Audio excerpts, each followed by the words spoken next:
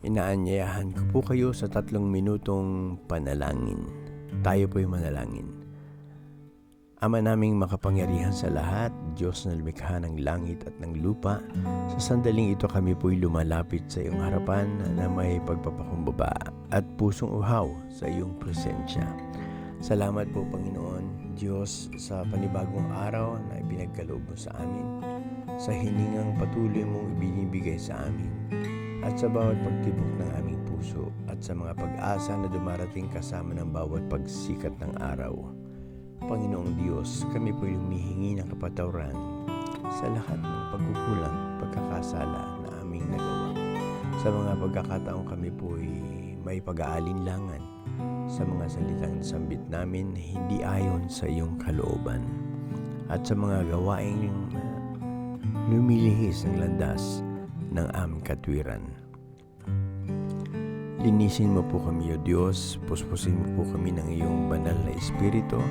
Palitan mo po ang aming takot ng katapangan, ang aming pangamba ng pananampalataya, at ang aming pag-aalinlangan ng matatag na pagtitiwala sa iyo.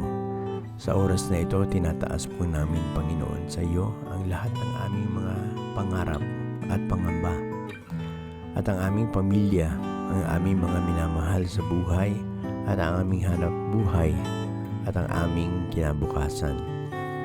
Ikaw po aming Diyos ang kumalinga sa mga sugatang puso, sa mga nangulila sa buhay, sa mga mahihirap at nagugutom, at sa mga hindi alam kung saan paroroon. Iparamdam mo po, Panginoon, na hindi sila nag-iisa. Turuan mo po kami na magmahal ng tapat, maglingkod ng buong puso, at magtiwala sa iyo sa kabila po ng hindi namin lubos na pagkakaunawa.